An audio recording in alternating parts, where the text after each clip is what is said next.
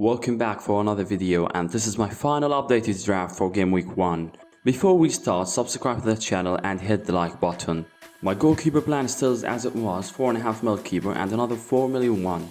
All of these will cost me 8.5 mil. My first one is Befor. I think he can get good numbers with the defensive solidity of Sean Dyche.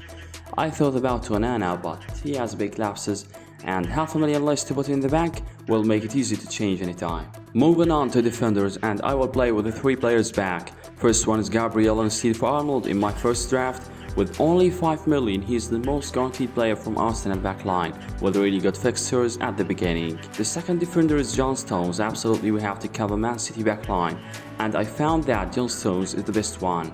For Pep, he is the most secure defensive player in his position, the same price as Ruben Diaz this season, but I think with the new position for him as second defender midfielder next to Rodri, he can get more attacking returns. Until game week 7, there is no only Newcastle match that could cause a problem, so I think he's a good long-term selection. Stopinian comes in at 5 million this season, less than expected. 1 goal, 7 assists and 7 clean sheets last season. He was on fire at the end of the campaign when he made the achievement with Brighton to be in Europa League this season, with very good fixtures in general and home to Town in game week 1. So the change is not that big in my defenders, but I replaced my bench defenders. I'll talk about them later in the video. On to the midfield, where I have 4 players, and maybe I will start with 5 players. I have a big differential on the bench. Wait till the end to find out who is the player. The first one is Saka with 8.5 mil. Saka reached 200 points last season. With that in mind, he's on penalties with more tackling responsibilities on him in the right side of the field. Saka has a very high selected percentage with really good fixtures, so of course he's my starting team for game week 1. Next, Foden. Honestly, I still don't know if I'm going to keep him.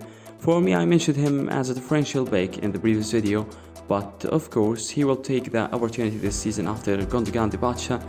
The options I'm considering is Bowen, $500,000 less, or maybe I will get Mitoma back.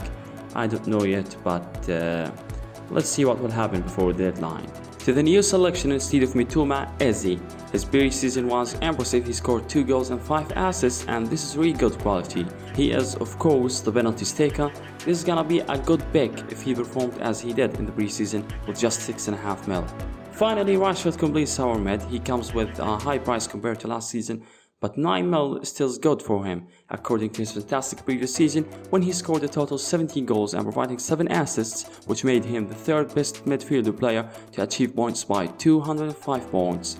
9 million is the price of Rashford. It means he now costs $500,000 more than Bruno Fernandes, who has dropped from 10 million at the start of the last season to 8.5 mil this season. For me, Rashford is my pick, and I saw that many FPL players took them both in their teams, and I do recommend that. Only one of them will be more than enough. Moving on to forward, and my first selection instead of Gabriel Jesus is Ollie Watkins. By the same price, the main striker of Aston Villa with 4 goals scored in the pre-season.